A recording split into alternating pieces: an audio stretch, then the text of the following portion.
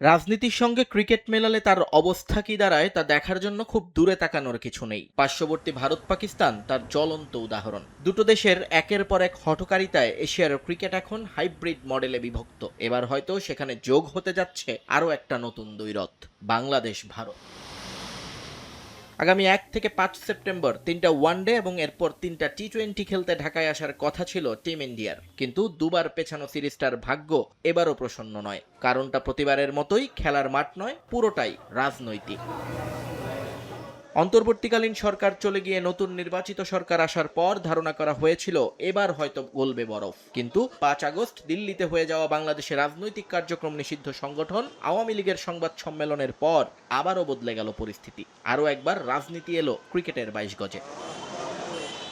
এখন বিসিসিআই থেকে পরিষ্কার জানিয়ে দেয়া হয়েছে, সিরিজ নিয়ে কোনো প্রকার সিদ্ধান্ত নেবে না ভারতীয় বোর্ড, সে অধিকার দেশটির সরকারের। বিসিবি থেকে নানাভাবে যোগাযোগ করা হলেও কোনো গ্রিন সিগন্যাল দেয়নি দিল্লি। উল্টো বুধবার রাতে সেপ্টেম্বরের মাঝামাঝি আফগানিস্তানের বিপক্ষে নিজেদের সিরিজ নিশ্চিত করে বার্তা দিয়েছে ভারত এবং আফগান বোর্ড। এই অবস্থায় বাংলাদেশ ভারত সিরিজ কার্যত বাতিল হয়ে গেলেও আনুষ্ঠানিক বার্তা না আসায় আশাবাদী বিসিবি। যখন ঘোষণা দেওয়ার মতো একটা স্টেজে যাব তখন ইনশাল্লাহ আমরা জানাবো, বাট আমরা আমাদের চেষ্টা চালাচ্ছি বা এরকম একটা পর্যায়ে আছে।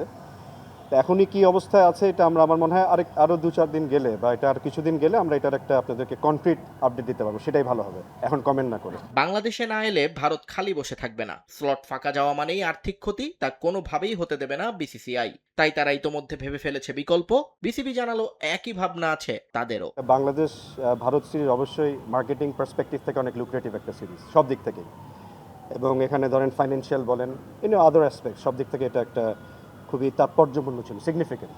তো সেই ক্ষেত্রে যদি কেস সিরিজ না হয় তো সেখানে তো কিছুটা লুজার বিসিবি হবেই, বাট ইনশাল্লাহ আমরা অন্যভাবে এটাকে কভার করা যায় কিনা আগামীতে সেটা চেষ্টা করব। ক্রিকেট মাঠের এই লড়াই আপাতত আটকে আছে কূটনীতির জটিল সমীকরণে। সিরিজটা আদৌ হবে কিনা তা জানতে তাই অপেক্ষা করতে হবে আরও কয়েকটা দিন। নিয়ন মোহাইমিন, সময় সংবাদ, ঢাকা।